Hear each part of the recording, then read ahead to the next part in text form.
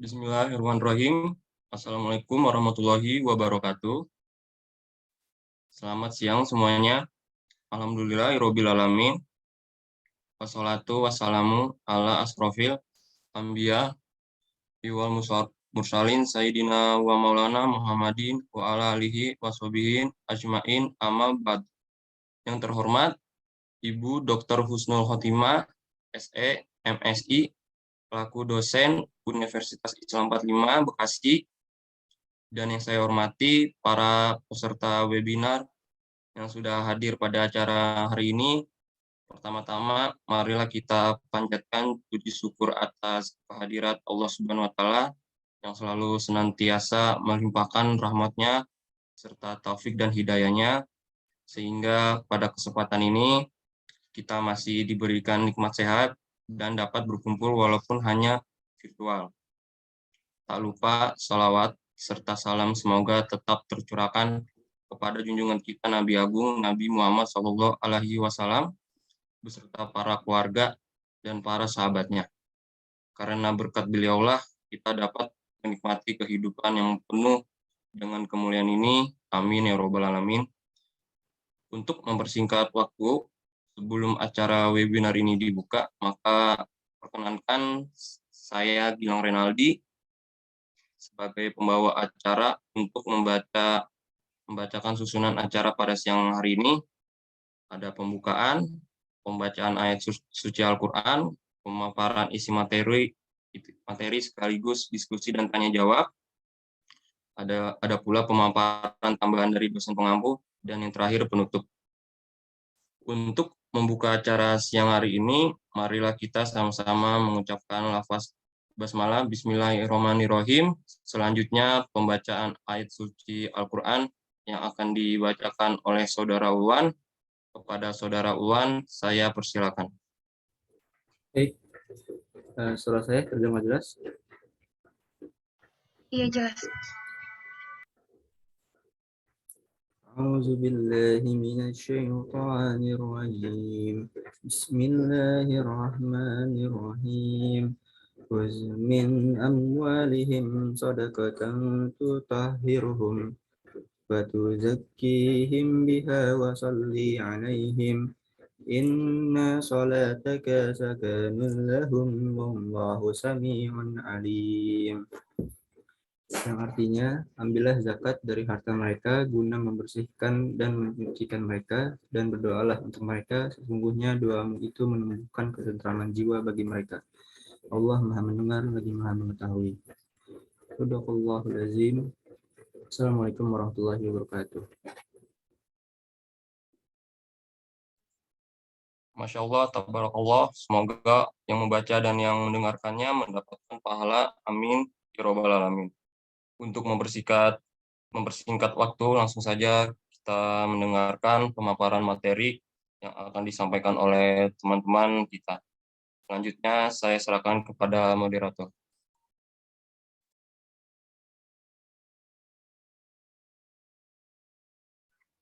Terima kasih kepada MC atas kesempatan yang diberikan. Sebelumnya, perkenalkan saya Mona Lisa dan rekan saya Rike Rafidia selaku moderator yang akan memimpin jalannya acara ini. Baik hadirin peserta webinar sekalian, langsung saja kita masuki acara inti yang paling kita tunggu, yaitu penyampaian materi sekaligus diskusi yang nantinya juga akan ada sesi tanya jawab setelah ketiga pemateri menyampaikan materinya.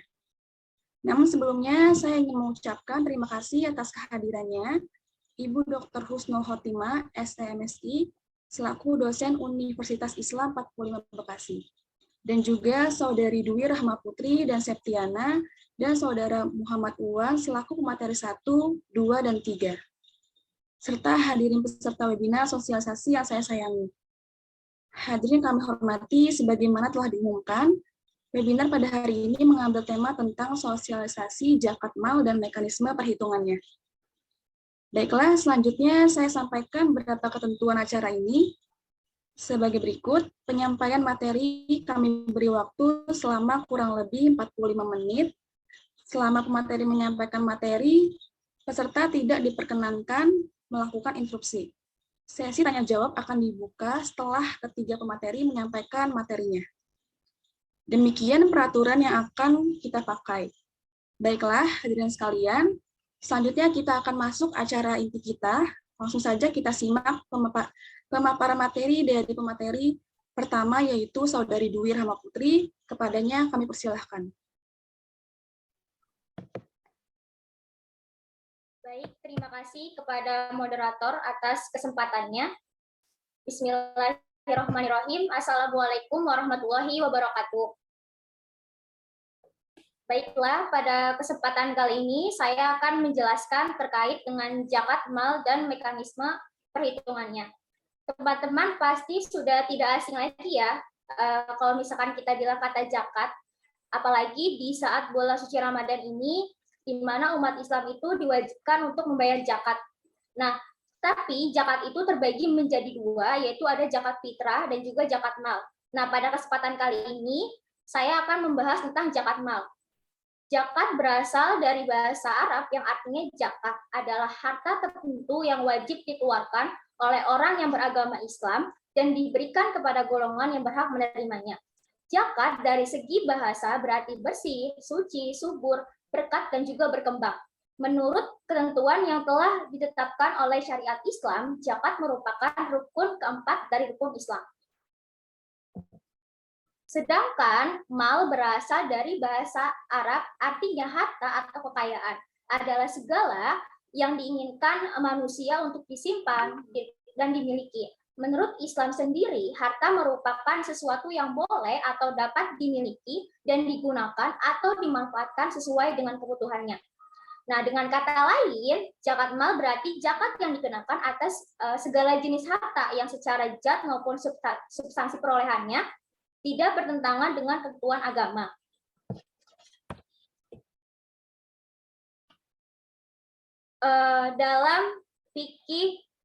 Dalam kitab fikih Ujakah yang dijelaskan oleh Syekh Dr. Yusuf Al-Qadrawi, zakat mal itu meliputi ada zakat simpanan emas, perak, dan barang berharga lainnya, kemudian zakat atas aset perdagangan, zakat atas hasil hewan ternak, zakat atas hasil pertanian, kemudian zakat atas hasil olahan tanaman, ada zakat hasil tambang, zakat atas hasil penyewaan aset, dan juga zakat atas hasil saham dan obligasi. Nah, zakat ini dikenakan pada saat hisab sudah mencapai nisab maupun haul. Lalu apa sih itu nisab dan juga haul? Nisab itu adalah batasan minimal harta yang wajib dikenakan zakat, dan haul itu adalah batasan waktu kepemilikan harta yang wajib dikeluarkan. Lalu di sini ada syarat harta yang terkena kewajiban zakat mal. Yang pertama itu adalah kepemilikan penuh. Jadi maksudnya adalah seseorang itu wajib berzakat apabila hartanya itu dibawa kekuasaan secara utuh. Lalu ada harta yang diperoleh secara halal. Jadi ketika ingin berzakat, harta itu harus dihasilkan atau berasal dari usaha yang halal, bukan dari usaha yang haram, seperti kayak misalkan mencuri, kemudian merampok, ataupun korupsi. Nah, lalu yang ketiga ini ada harta yang dapat berkembang atau diproduktifkan. Artinya adalah harta yang dapat menghasilkan keuntungan atau pendapatan yang nantinya akan digunakan sebagai modal usaha lagi, gitu. Kemudian mencakupi nisab. Mencakupi nisab ini adalah sebuah harta hukumnya wajib zakat apabila sudah memiliki 1 tahun penuh menurut perhitungan Hijriyah. Nah, akan tetapi nisab 1 tahun ini hanya berlaku untuk harta emas, kemudian uang, ternak, harta benda yang diperdagangkan, dan lain sebagainya. Kemudian ada bebas dari hutang. Jadi pemilik harta yang ingin berzakat itu harus bebas dari hutang, karena orang yang memiliki hutang dianggap sebagai sosok yang tidak memiliki kemampuan finansial. Lalu yang keenam itu adalah mencapai haul, yaitu berkaitan dengan batas waktu kepemilikan harta wajib yang dikeluarkan untuk zakat. Nah, yang terakhir itu dapat ditunaikan saat panen. Ini ada di dalam zakat pertanian, di mana zakat pertanian itu dikenakan setelah hasil panen.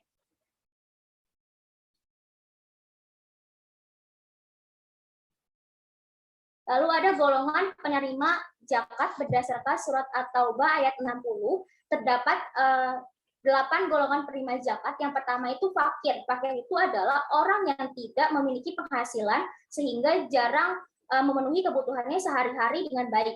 Lalu ada miskin. Miskin itu adalah mereka yang memiliki harta namun sedikit. Nah, penghasilannya itu hanya cukup untuk makan dan minum saja. Kemudian ada amil. Amil itu adalah orang yang mengurus zakat melalui penerimaan zakat hingga penyalurannya zakat ya.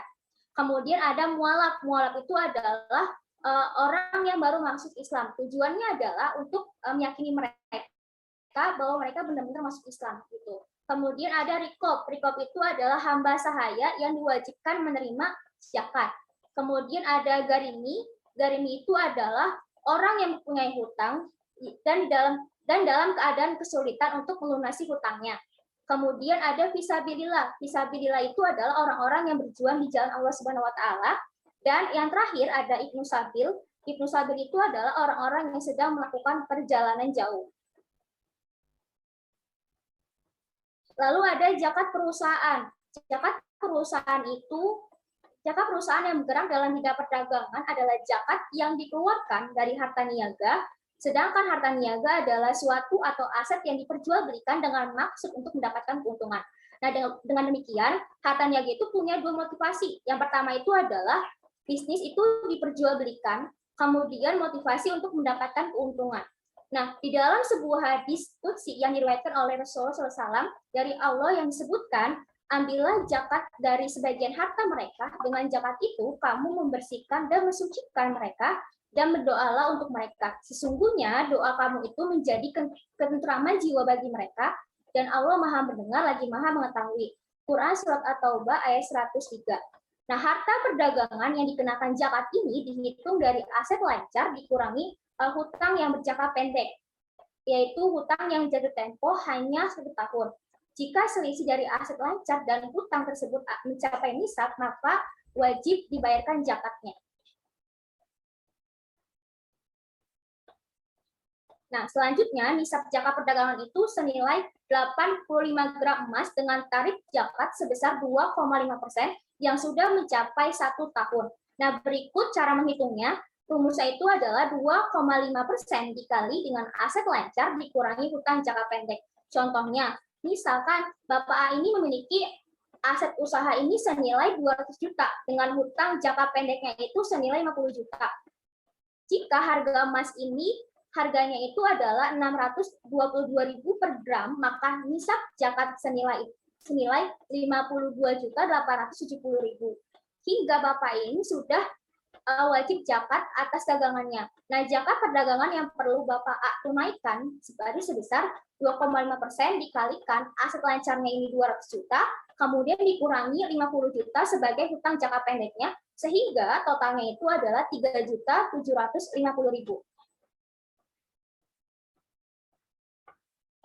Lalu kemudian ada zakat pertanian. Hasil pertanian yang dikenakan kewajiban zakat adalah tumbuh-tumbuhan atau tanaman yang bernilai ekonomi seperti biji-bijian, kemudian umbi-umbian, sayur-mayur, buah-buahan, dan lain sebagainya. Nah, firman Allah Subhanahu wa taala yang mendukung untuk dikeluarkannya zakat pertanian itu tercantum dalam Quran Surat Al-An ayat 141 yang berbunyi, makanlah dari buahnya yang bermacam-macam itu bila dia berbuah dan tunaikanlah haknya di hari memetik hasilnya dengan keluarkan zakatnya. Dan janganlah kamu berlebih-lebih, sesungguhnya Allah tidak menyukai orang yang berlebih-lebih. Nah, ketentuan zakat pertanian itu mencapai nisab 653 kg gabah atau 520 kg jika yang dihasilkan adalah makanan pokok. Yang pertama, jika selain makanan pokok, maka nisabnya itu bisa makan dengan makanan pokok paling utama di daerahnya. Kemudian kadar zakat apabila diairi dengan air hujan, sungai, atau mata air, maka kadarnya itu 10%. Lalu yang ketiga itu kadar zakat jika diairi dengan cara disiram, kemudian dengan menggunakan lat atau irigasi, maka kadar zakatnya itu sebesar 5%.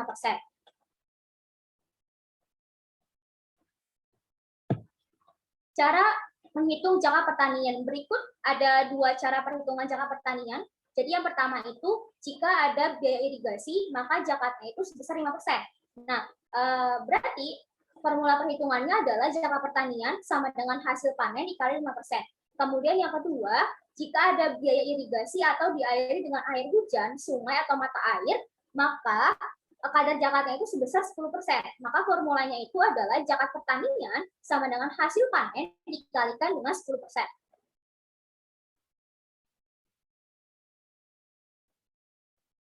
Berikut contoh perhitungan zakat pertanian. Seorang petani itu telah berhasil memanen padi dengan total akhir gabah kering sebesar 2 ton. Nah, pengairan padinya itu menggunakan irigasi berbayar. Pertanyaannya, berapakah zakat yang harus dikeluarkan dan bagaimana bila irigasinya itu berasal dari tanda hujan atau air irigasi yang tidak berbayar? Nah, di sini jenis pengairan atau irigasinya itu kan 5% ya. Tadi yang kita sudah lihat di slide sebelumnya, total panenan gabah kering itu 2 ton sama dengan 2.000 kg. Lebih besar dari nisa padi 1,630 ton gabah atau 1,323 ton gabah dari kretek. Zakat yang harus dikeluarkan adalah formula untuk jenis pengairan yang 5% ini adalah tadi zakat petaninya sama dengan 5% dikali 20.000 kilogram gabah kering sama dengan 100 kilogram gabah kering atau sama dengan 1 kuintal. Lalu jika irigasi sawah berasal dari pengairan gratis, maka zakat yang harus dikeluarkan itu adalah sebesar 10%. Nah, sehingga zakat yang harus dikeluarkan adalah 10% dikalikan dengan 2.000 kg gabah kering sama dengan 200 kg gabah kering atau 2 kuintal.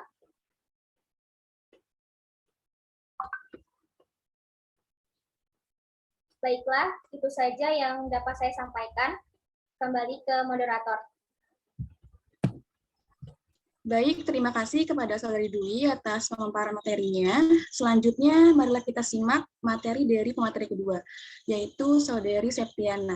Kepadanya kami persilahkan. Baik, maaf sebelumnya ada kendala kameranya rusak. Baiklah, sebelumnya saya akan melanjutkan materi selanjutnya yaitu zakat peternakan. Ada 3 jenis hewan ternak yang wajib dizakati. Yang pertama itu unta dan berbagai macam jenisnya. Dan yang kedua itu ada sapi dan berbagai macam jenisnya termasuk kerbau. Dan yang ketiga itu ada kambing dan berbagai macam jenisnya termasuk kambing kacang atau mais dan domba. Diriwayatkan oleh Abu Daur dari Nabi SAW bahwa beliau bersabda, tidak ada batasan bagi pemilik unta, sapi, atau kambing kemudian tidak mengeluarkan zakatnya. Kecuali datang hewan-hewan itu pada hari kiamat dengan ukuran yang lebih besar, gemuk, sambil menanduk dan menendang. Hadis riwayat muttafaq alaih.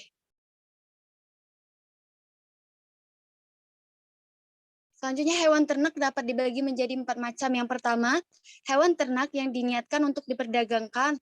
Yang kedua itu hewan ternak yang diambil susu dan digembalakan di padang rumput, disebut itu saimah.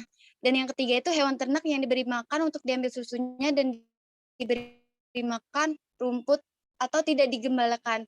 Dan yang terakhir yaitu hewan ternak yang dipekerjakan seperti untuk memikul barang dan menggarap sawah.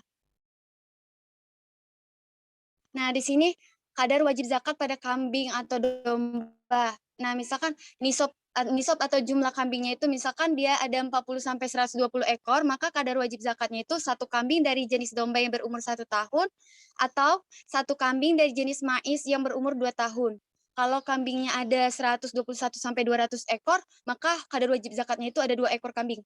Selanjutnya jika nisabnya itu ada 201 sampai 300 ekor, maka kadar wajib zakatnya itu ada 3 kambing.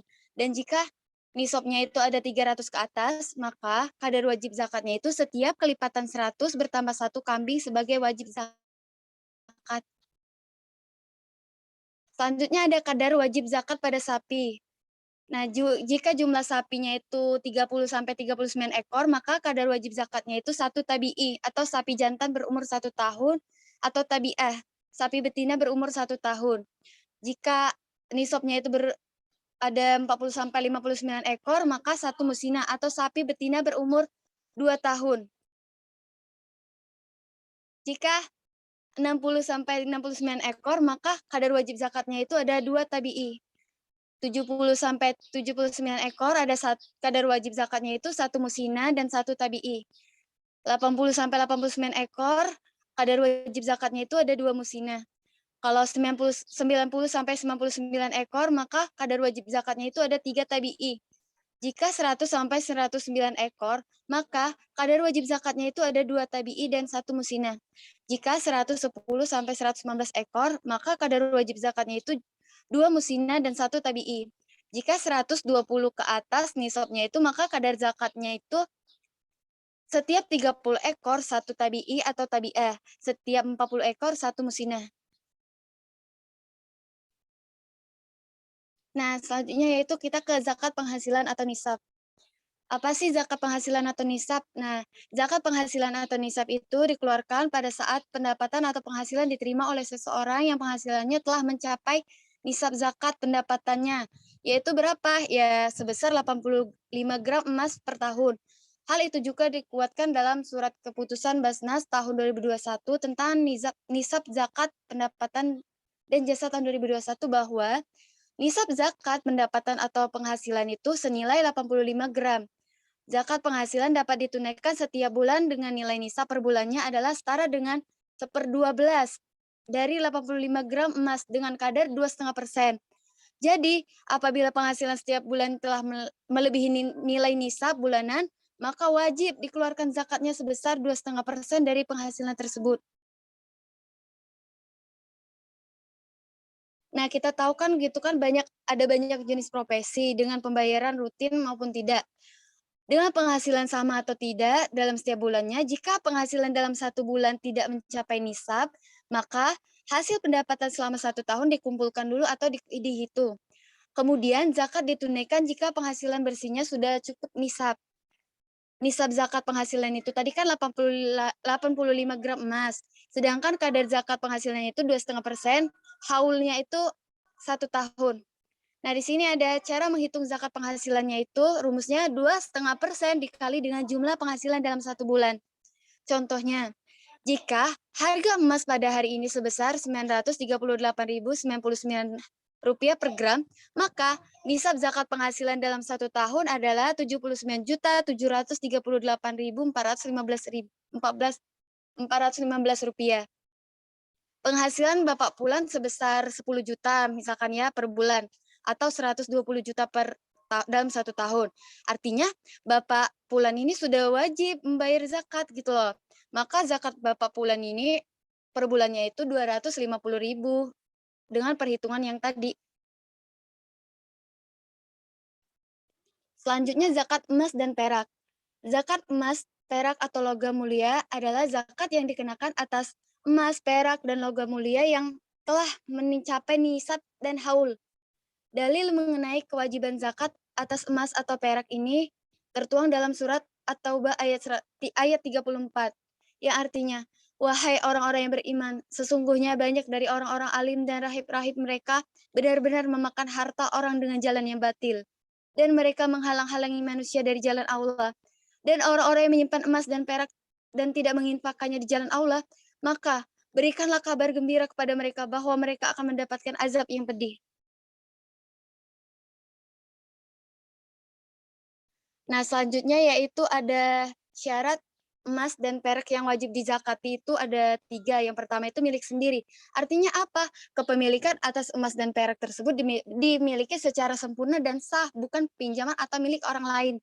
Dan yang kedua itu ada sampai haulnya. Artinya itu emas dan perak tersebut sudah tersimpan selama 1 tahun berjalan. Nah, untuk yang sampai nisabnya itu maksudnya di sini tuh emas dan perak yang dimiliki sudah mencapai batasannya untuk dikategorikan sebagai harta yang wajib dizakati.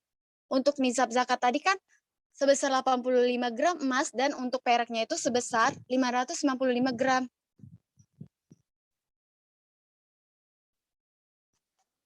Nah, di sini ada nisab dan cara menghitung zakat emas dan perak.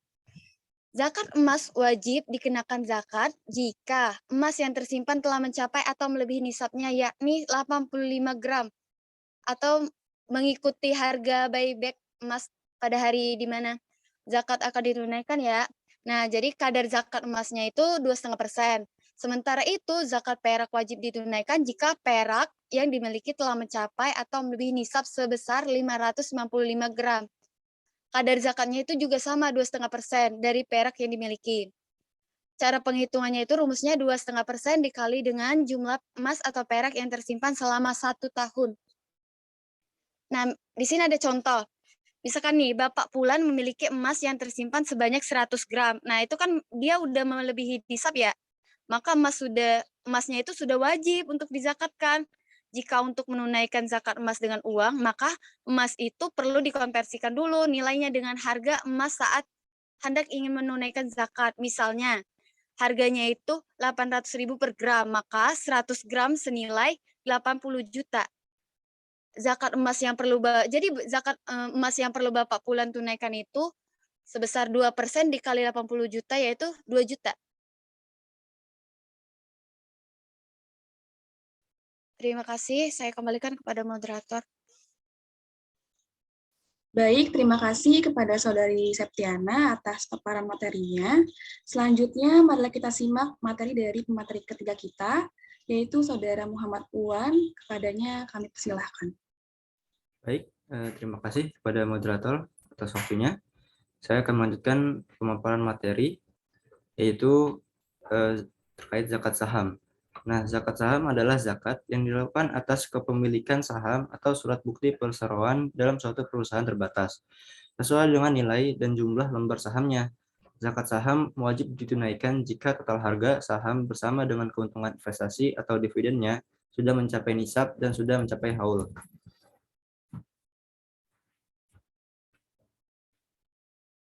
Kemudian, cara menghitung zakat saham. Adapun cara menghitung zakat saham dapat dimulai dengan mengetahui batas nisabnya. Nah, untuk zakat saham ini nilainya sama seperti zakat mal, yaitu sebesar 85 gram emas dengan kadar zakat 2,5% dan telah mencapai haul. Kemudian dalam praktiknya zakat saham ini biasanya dilakukan setiap akhir tahun. Saham yang akan dikeluarkan zakatnya akan dinilai berdasarkan harga pasar atau bursa saham saat ini, bukan berdasarkan harga pada waktu pembeliannya. Kemudian untuk rumus zakat saham sebagai berikut. 2,5% dikali capital gain plus dividen yang didapat. Investor juga perlu mengetahui bahwa total aset account-nya sudah mencapai nisab atau belum. Nah, jika sudah, maka investor bisa menghitung berapa jumlah yang akan dizakati dalam bentuk satuan lot dengan rumus sebagai berikut, yaitu nominal zakat dalam rupiah, kemudian harga pasar per lembar dikali 100 lembar. Jadi jika saham yang dimiliki oleh Bapak atau Ibu, saudara atau saudari sudah mencapai nisabnya, bisa dizakatkan dengan saham juga, atau jika memang sulit bisa sesuai nominal zakat dalam rupiah, dalam arti zakat yang diberikan dalam bentuk uang. Nah, di sini ada contoh perhitungan zakat saham. Di sini Bapak A selama 1 tahun penuh memiliki total aset account senilai 100 juta rupiah. Jika harga emas saat ini adalah 923.000 rupiah per gram, maka nisab zakat senilai 78.455.000 rupiah. Sehingga Bapak A sudah wajib zakat karena nilai total aset account-nya ya sudah melebihi 78.455.000 rupiah. Nah, kemudian ditunaikanlah zakatnya sebesar 2,5% dikali 100 juta, yaitu sebesar 2,5 juta rupiah. Kemudian ada zakat reksadana. Nah, zakat reksadana dapat ditunaikan jika hasil keuntungan investasi sudah mencapai nisab. Nisab zakat reksadana juga sama seperti zakat mal, yaitu 85 gram emas dengan tarif zakat 2,5% dan sudah mencapai haulnya. Kemudian untuk rumus zakat reksadana yaitu 2,5% dikali jumlah harta investasi yang tersimpan selama 1 tahun. Nah, di sini ada contoh perhitungannya. Bapak Andi memiliki deposito senilai 20 juta di bank emas batangan 10 gram atau bernilai sekitar 6.520.000 dan reksadana senilai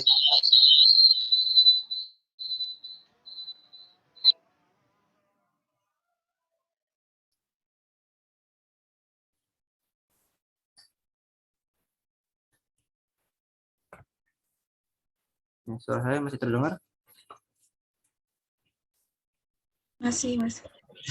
Dengar. Ya, saya lanjut ya.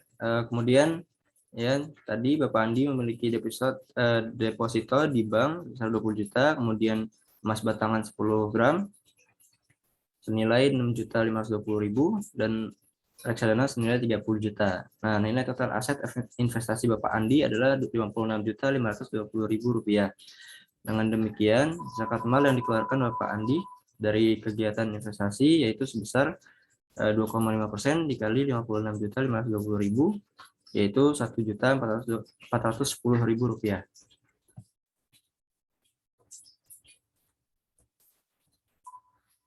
Kemudian lembaga pengelolaan zakat.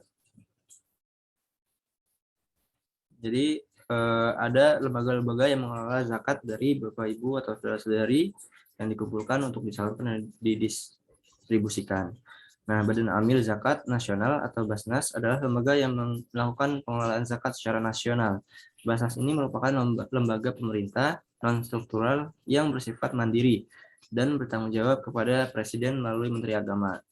Nah, selain Basnas, terdapat dua jenis lembaga pengelolaan zakat, yaitu Badan Amil Zakat dan Lembaga Amil Zakat. Kemudian pemerintah melalui Kemendak juga mengesahkan lembaga amil zakat atau LAS skala nasional lain, diantaranya yaitu bisa dilihat di gambar sampingnya. Salah satunya adalah LAS Yayasan Baitul Mal Muamalat, LAS Perkumpulan Persatuan Islam, LAS Dompet Duafa Republika, dan lain sebagainya.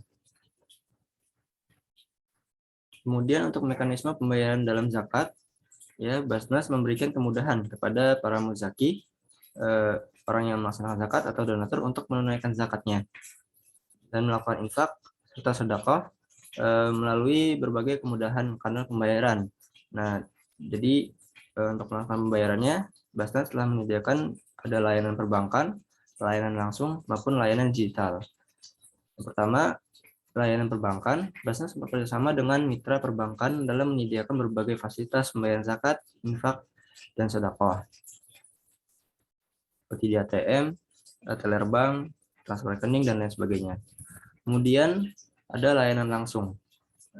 Menunaikan zakat dan infak secara langsung dengan menemui amil zakat juga menjadi salah satu pilihan bagi donatur.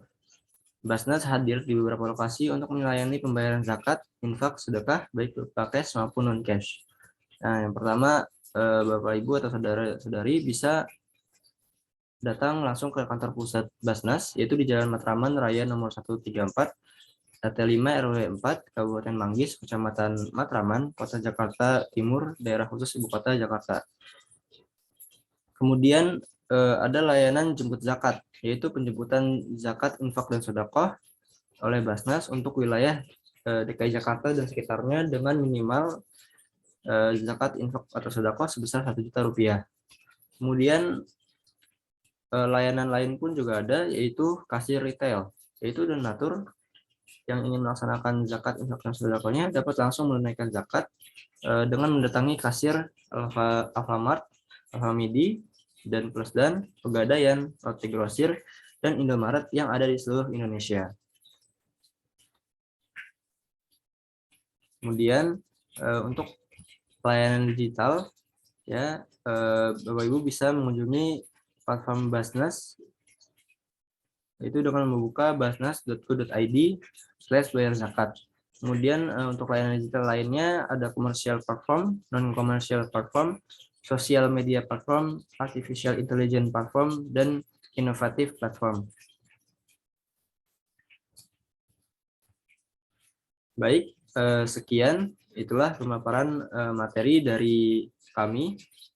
Kurang lebihnya mohon maaf. Semoga ilmu yang kami sampaikan dapat bermanfaat untuk Bapak, Ibu, saudara dan saudari sekalian.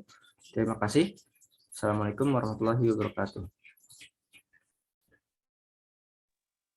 Baik, Ulwan atas paparan materinya.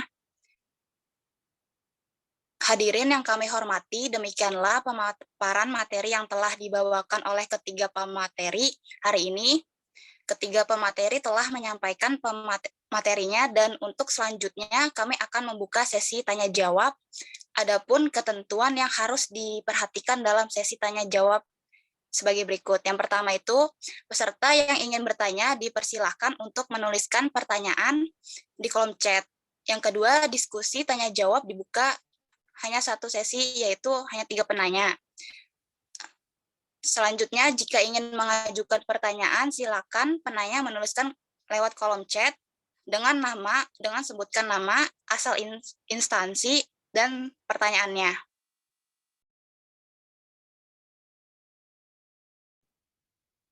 Kami tunggu selama 5 menit.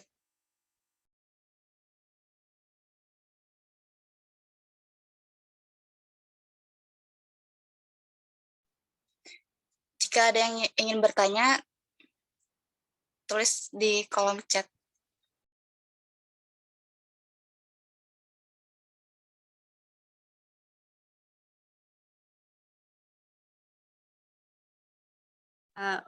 Mbak Moderator, boleh saya menambahkan?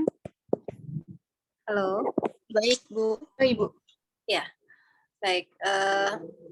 Ada beberapa hal yang mungkin perlu saya berikan catatan. Maaf, saya nggak bisa on cam ya. Saya pakai handphone ini karena gadget laptop yang lain dipakai. Oke, sejauh ini saya melihat hal penting yang mungkin kalian juga perlu gali lebih jauh. Kenapa kita perlu membahas tentang zakat dan perhitungannya? Ini bagian dari satu PR besar kita ya dalam meningkatkan literasi atau pemahaman masyarakat terhadap zakat, ya, terutama zakat mal.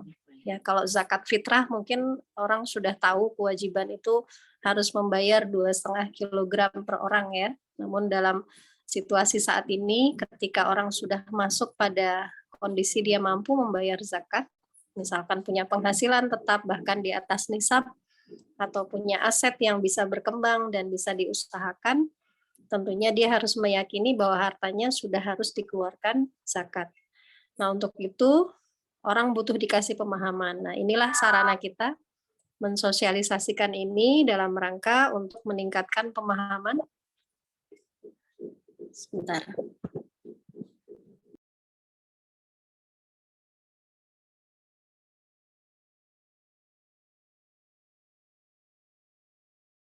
Oke, dari kesempatan ini kita bisa mensosialisasikan, menyadarkan, dan menjadikan ini sebagai momen untuk bagaimana orang kemudian tergerak ya untuk membayar zakat. Jadi tidak hanya sekedar mengimani zakat itu ada di dalam rukun Islam, namun kemudian tidak melaksanakannya, hanya fokus pada zakat fitrah. Padahal potensi zakat mal itu sangat besar. Nah, dari sini mungkin tadi pemaparan yang sudah disampaikan dalam bahasan-bahasan tentang jenis zakat, setidaknya bisa memberikan wawasan bahwa potensi dan pengembangan zakat di Indonesia itu menjadi sangat banyak ketika kita menggolongkan dan membuat skema ya yang benar bagaimana pengelolaannya, pendistribusiannya, dan bagaimana kita harus memperlakukan para muzaki agar dia kemudian percaya ya pada lembaga yang mengelola zakat itu. Nah, ini persoalan PR besar kita adalah literasi, kemudian kepercayaan kepada lembaga, dan apa bukti program-program dari pengelolaan zakat yang pada akhirnya bisa dirasakan oleh masyarakat sehingga orang bisa percaya oh lembaga ini memang layak untuk dijadikan tempat untuk menyalurkan atau menitipkan zakatnya. Itu kira-kira Mbak untuk bahan pembicaraan, mudah-mudahan bisa berkembang diskusinya lebih jauh lagi. Assalamualaikum warahmatullahi wabarakatuh.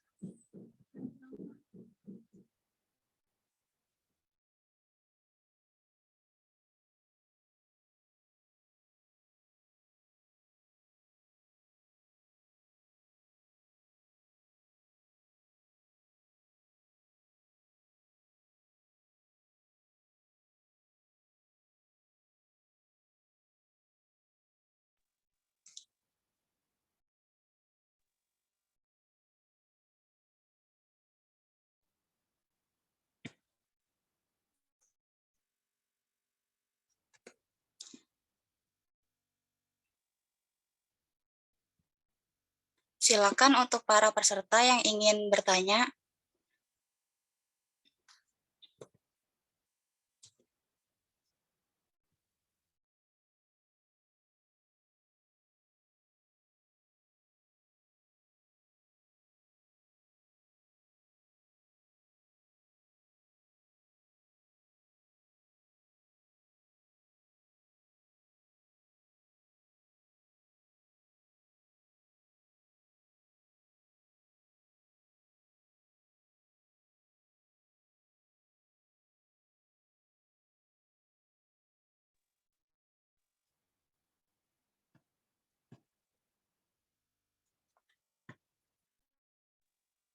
Baik, langsung saja kita mulai sesi diskusi ini. Saya akan membacakan pertanyaan yang sudah ada di kolom chat. Pertanyaan pertama dari Mas Mustafa Kamal. Mana yang lebih bagus memberikan zakat di masjid langsung kepada orang tua yang umurnya 70 tahun ke atas? Baik, saya persilakan untuk pemateri menjawab pertanyaan dari Mas Ulwan, dari Mas Mustafa.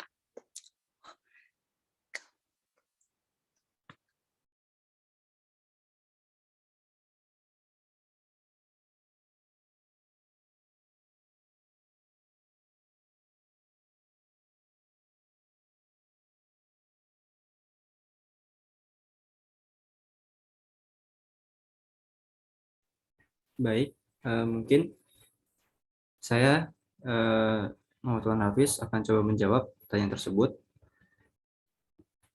Pertanyaannya, mana yang lebih bagus memberikan zakat di masjid atau langsung kepada orang tua yang umurnya 70 tahun ke atas? Baik, setelah pemaparan materi yang telah disampaikan, ya telah kita dengarkan untuk orang-orang yang menerima zakat, ya tadi sudah disampaikan ada 8 golongan, ya selain fakir, miskin, amil dan lain sebagainya. Nah, kemudian kita lihat apakah orang tua yang dimaksud 70 tahun ke atas ini ya termasuk ke dalam orang yang dapat menerima. Kemudian hukum dari memberikan zakat kepada penerima zakat yang 8 golongan tadi itu ya secara langsung ya boleh-boleh saja, dalam arti tidak dilarang, namun lebih baik jika hal itu dilakukan atau dikumpulkan melalui lembaga seperti Basnas ataupun lembaga-lembaga penerima zakat lainnya yang ada di masjid-masjid, sehingga zakat yang diberikan atau yang dikumpulkan dapat tersalurkan lebih merata dan lebih tepat sasaran. Kira-kira seperti itu.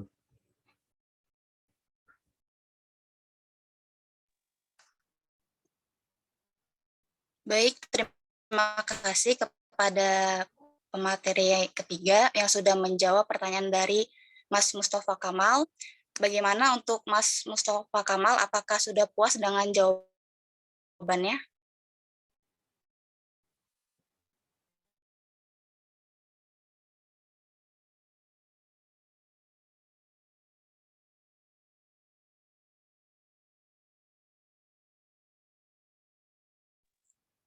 Bagaimana Mas Mustafa Kamal, apakah sudah puas dengan jawaban dari pemateri ketiga? Sudah, Mbak. Terima kasih. Baik, terima kasih. Oke, saya perlu perkuat lagi ya Mbak jawaban tadi. Jadi beberapa ini ya perlu pertimbangan juga. Jadi pendapat dari jumhur ulama, pendapat sebagian besar para ulama itu adalah menyarankan agar umat Islam ini menyalurkan zakat kepada lembaga atau melalui lembaga amil, ya amil zakat yang terpercaya atau yang memiliki istilahnya kapabilitas dan manajemen yang baik. Nah, kalau kita salurkan sendiri, memang nanti kadang tidak terdeteksi ya. Ini ke siapa, potensi zakatnya juga tidak terlihat, tidak terungkap. Sehingga banyak orang yang sebetulnya sudah berzakat tetapi tidak terungkap karena tidak tercatatkan dengan baik. Nah, sehingga pada kondisi seperti ini diharapkan masyarakat semakin tahu ya bahwa dengan mencatatkan lebih banyak di lembaga itu akan lebih mengungkap semakin banyak orang yang berzakat, kemudian akuntabilitasnya juga bisa dirasakan, pertanggungjawabannya, catatannya, bahkan laporan keuangannya bisa lebih terdeteksi dengan baik, sehingga masyarakat akan makin percaya. Nah, kalau saya sendiri juga sebetulnya sebagai pelaku atau sebagai subjek zakat ya, atau orang yang membayar zakat, sebagian saya memang salurkan ke lembaga, ada juga yang karena saya tahu personal, orang itu memang harus diberikan atau berhak mendapatkan zakat, maka saya juga memberikan kepada personal. Karena kita tahu bahwa orang itu memang benar-benar butuh. Jadi rutin bahkan, jadi nggak hanya bulan Ramadan aja ya, karena dari zakat penghasilan yang kita berikan rutin untuk membiayai banyaknya sih untuk anak sekolah, untuk pendidikan, melanjutkan pendidikan. Kenapa saya fokus kepada pendidikan? Karena ini menjadi bagian daripada tanggung jawab kita untuk kedepannya ya, memperbaiki masa depan, dan tentunya pendidikan ini lebih dirasakan ya dibandingkan untuk konsumsi sehari-hari yang kadang bisa habis ya sekali belanja. Misalkan cuman kita kasih 100.000, habis itu udah setahun sekali diterima, tapi pendidikan anaknya kurang dijaga dan sebagainya, akhirnya mereka tetap menjadi miskin setiap tahun seperti itu. Itu saya kira untuk mampu memberikan jawaban lebih detail lagi.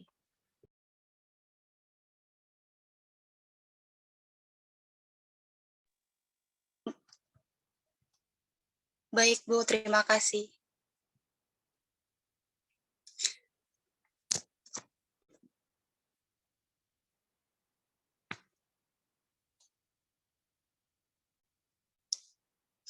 Jika tidak ada yang ingin bertanya lagi,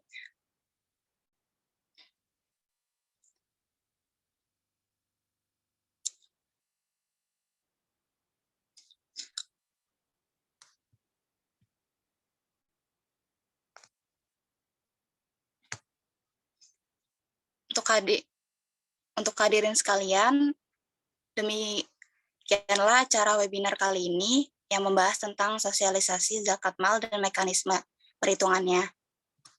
Sebelum sesi ini kita akhiri, saya akan menyimpulkan hasil webinar kali ini, yaitu kesimpulannya, zakat adalah salah satu rukun Islam yang keempat. Zakat secara bahasa berarti berkat, tumbuh, berkembang, dan berarti sedekah wajib dari sebagian harta sebab mengeluarkan zakat. Maka pelakunya akan tumbuh mendapatkan kedudukan yang tinggi di sisi Allah Subhanahu wa taala dan menjadi orang yang suci serta disucikan. Zakat mal menurut Islam itu sendiri yaitu harta yang merupakan sesuatu yang dapat dimiliki dan digunakan sesuai dengan kebutuhannya. Dan zakat yang harus dikeluarkan setiap umat muslim terhadap harta yang dapat dimiliki yang telah memenuhi syarat haul dan nishabnya. Harta-harta yang wajib dizakati diantaranya yaitu berupa emas, perak, dan barang berharga lainnya, lalu hasil barang perdagangan, hasil hewan ternak, pertanian, makanan pokok, buah-buahan, lalu hasil tambang, penyewaan aset perusahaan, serta hasil saham dan obligasi. Sedangkan para mustahib zakat yaitu fakir, miskin, amil, mualaf, rikob, kuirimin, sabilillah, dan ibnu sabil. Baik, telah kita dengarkan pemaparan materi, lalu diskusi tanya jawab dan kesimpulan dari webinar sosialisasi pada hari ini. Mungkin dari Ibu Husnul Khotimah selaku dosen pembimbing, kami ingin menambahkan atau menyampaikan beberapa hal terkait webinar sosialisasi pada hari ini. Kepada Ibu Husnul Khotimah, dipersilakan. Oke, baik. Saya perlu tambahkan ya beberapa hal. Jadi diskusi ini sebetulnya harusnya bisa lebih optimal ya. Kok nggak ada pertanyaan lain lagi? Artinya kalian kurang menyiapkan dengan baik ya proses webinar ini. Intinya gini. Jadi pada dasarnya di dalam perekonomian modern, karena kita kan melihat tadi objek zakat itu kan apa yang ada di dalam syariat yang Rasulullah contohkan dan para khulafaur rasyidin di tanah Arab sana, itu kan memang sifatnya terbatas. Jadi bagaimana masyarakat saat ini bisa mengadop perkembangan yang ada ini menjadikannya menjadi objek zakat juga gitu. Banyak hal yang mungkin kita perlu lihat sumber-sumber perekonomian yang sekarang berpotensi menjadi sumber zakat, itu diantaranya adalah di beberapa bagian di produk pertanian ya. Kalau kalian misalkan lihat produk pertanian sekarang ini, ada berapa jenis sih di Indonesia? Selain padi, atau mungkin kalau dicontohkan di masa Rasulullah itu kan kurma, gandum. Di Indonesia itu ada berapa macam jenis tanaman yang berpotensi menghasilkan dan dipasarkan dan apa istilahnya menguntungkan, bahkan nilai tambahnya sangat besar.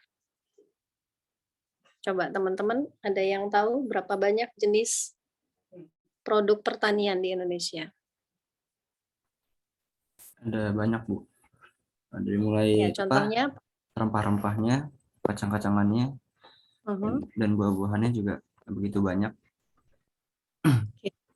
Artinya, kalau itu kita upayakan dalam bentuk perkebunan yang nilai perdagangannya atau hasil panennya itu mencukupi untuk dijadikan sebagai objek zakat, kenapa tidak?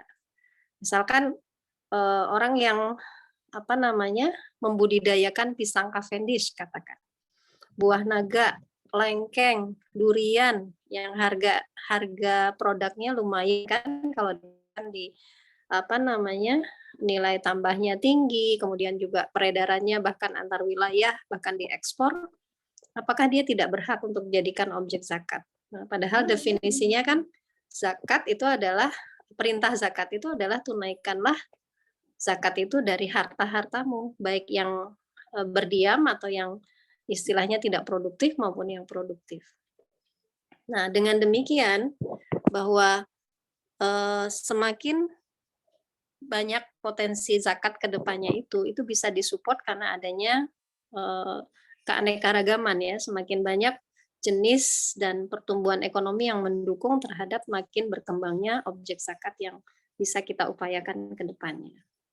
Nah, makanya jangan kaku dengan apa yang disampaikan di masa Rasulullah atau yang dicontohkan oleh para pengikutnya atau para tabi'in yang sebetulnya potensi ini bisa kita kembangkan gitu. Dan itu bisa dianalogkan dengan zakat perdagangan. Jadi kan zakat perdagangan itu keuntungannya kalau senilai 85 gram emas dalam 1 tahun. Sehingga kalau dikonversikan 85 gram itu misalkan berapa nilai sekarangnya? Kan sekitar 79 something ya, 79 jutaan kalau keuntungan dari bisnis durian montong misalkan dalam setahun nyampe segitu, ya keluarkan zakatnya 2,5%-nya. Nah, begitu juga misalkan kalau yang punya tanaman palawija, empon-empon, ya tanaman obat, termasuk perikanan laut maupun darat yang menghasilkan dan potensinya memang berkembang, kenapa tidak itu bisa jadi objek zakat.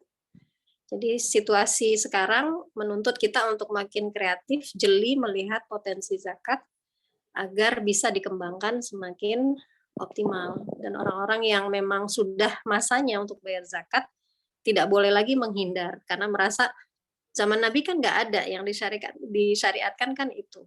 Karena ada fikih kontemporer yang menjembatani perubahan situasi dan kondisi yang terjadi di masa lalu untuk kemudian dilihat pada masa sekarang relevansinya masih ada, kenapa tidak diterapkan juga.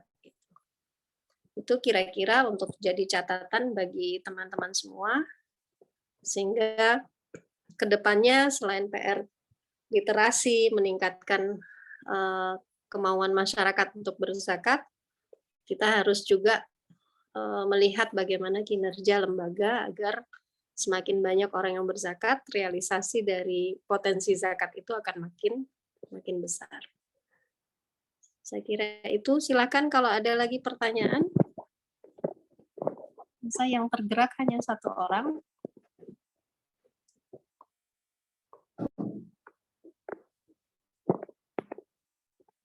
Ini yang lainnya udah pada kabur ya. Tadi ada 30-an.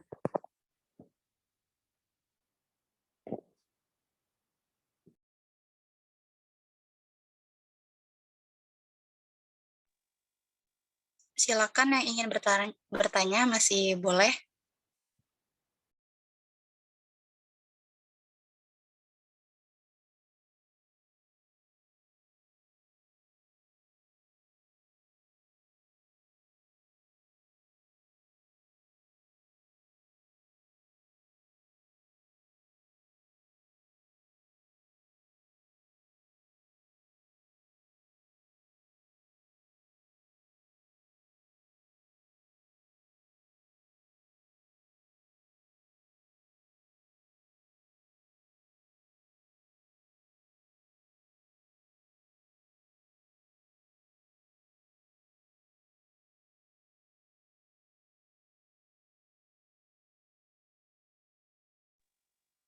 Baik, untuk sesi pertanyaan yang kedua, penanya yang kedua dari Mas Abbas Tamara, pertanyaannya yaitu tentang zakat THR, berapa besaran zakatnya?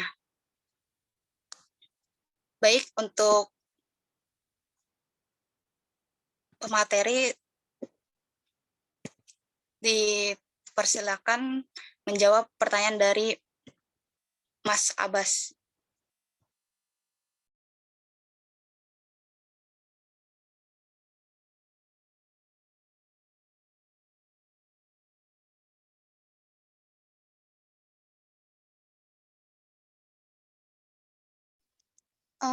Ya saya izin off cam soalnya kamera saya rusak.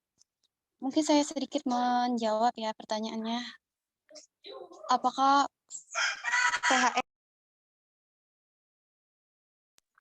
Jadi gini, yang saya tahu itu jika THR-nya itu telah mencapai nisab zakat per bulannya itu misalkan 520 kg beras gitu kan, maka bonus THR-nya itu yang dikeluarkan zakatnya itu tuh sekitar 1 kg beras gitu loh. Dan jika THR-nya itu mencapai lebih dari 2,5 juta, maka THR-nya itu harus dikeluarkannya itu sebanyak 2,5% tadi. Mungkin begitu. Mungkin ada tambahan lain. Baik, terima kasih untuk pemateri kedua yang sudah menjawab pertanyaan dari Mas Abbas. Bagaimana dengan Mas Abbas? Apakah sudah puas dengan jawaban tersebut? Apakah ada tanggapan dari pemateri yang lain? Atau dari Ibu Husnul?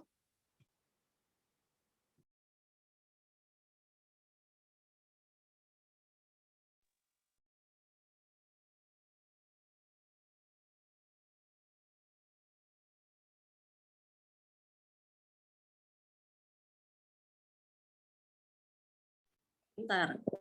Ya.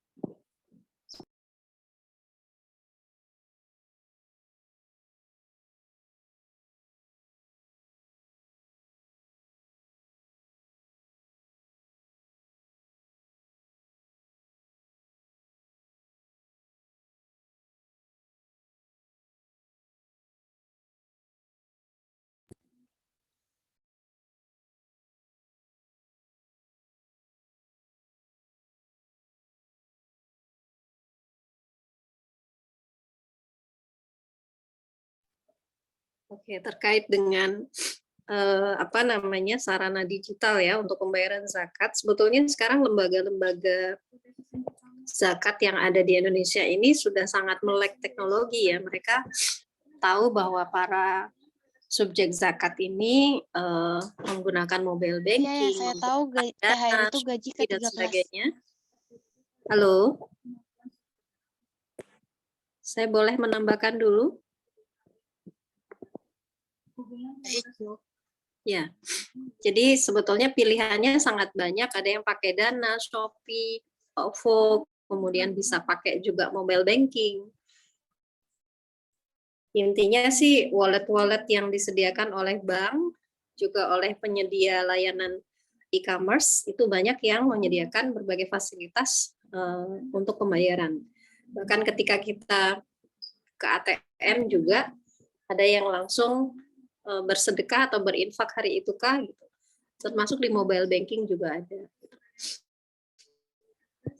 Jadi ada yang program rutin, ada yang insidental, itu semua melalui program-program yang sifatnya nanti diarahkan agar masyarakat bisa mengakses justru dengan teknologi digital ini. Cara pembayaran digital itu dianggap paling memungkinkan orang bisa melakukan pembayaran dari mana saja dan nggak harus datang ke lembaganya. Yang penting tahu profilnya dari akses website atau profil itu disampaikan di beberapa webinar untuk menggalang minat masyarakat, dan dari situ mereka dikenalkan dengan berbagai cara untuk pembayarannya.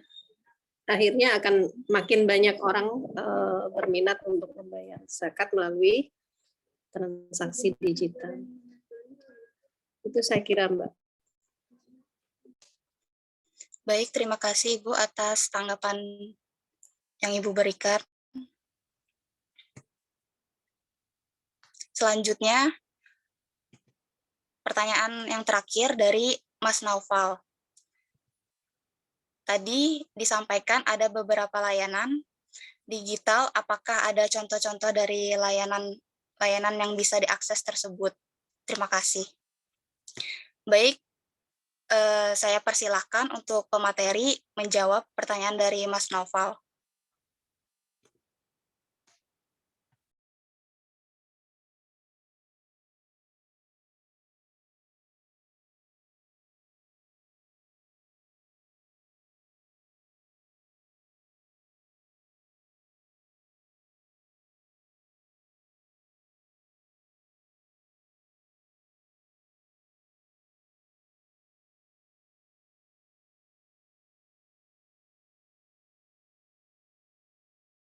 Oke, baik. Saya mencoba menjawab.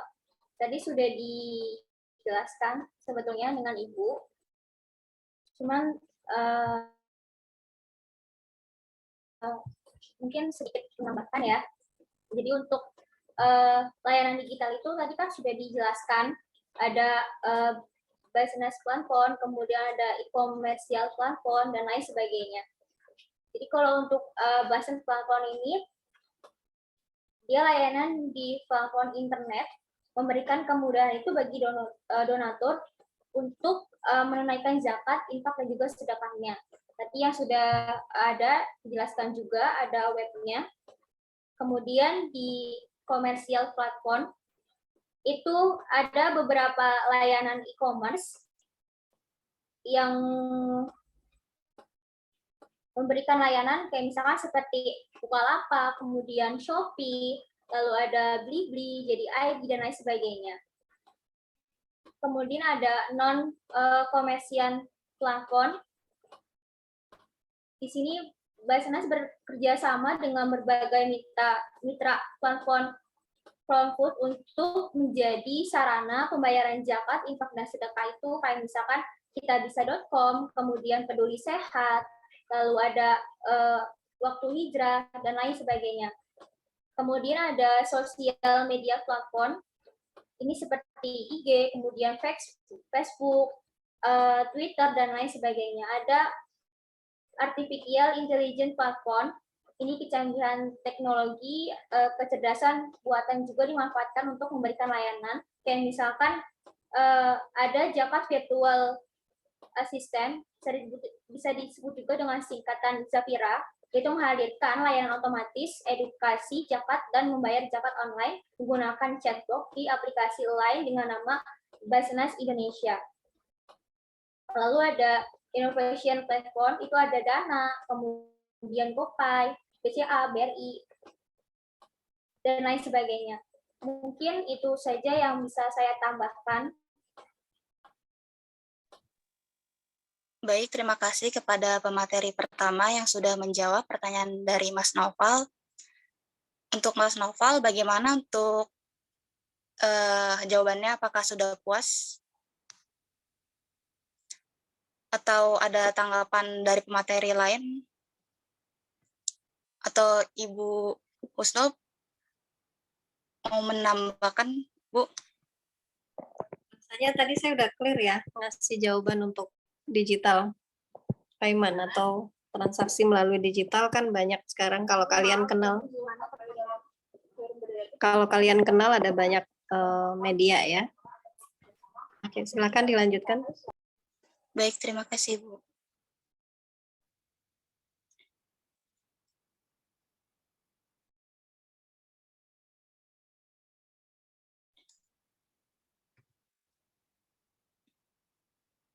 Bagaimana untuk Mas Noval?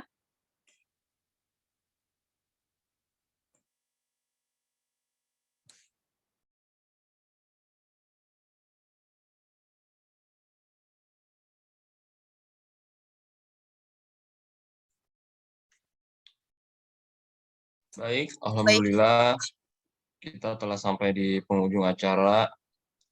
Terima kasih kepada para partisipan atas antusiasnya, dan terima kasih juga kepada Ibu Husnul yang sudah meluangkan waktunya untuk ikut bergabung di acara di siang hari ini.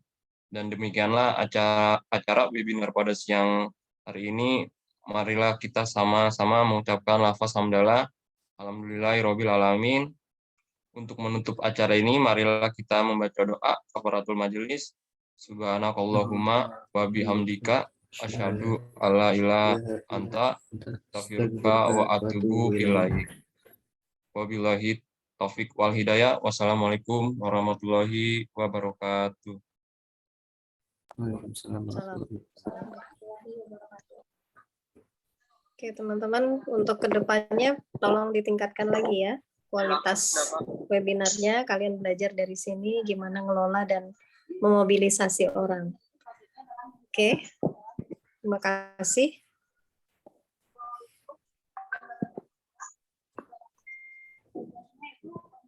Sudah ya, live ya? Ibu. Iya, Bu. Ibu, makasih Bu. Ibu, Ya, terima kasih. sama.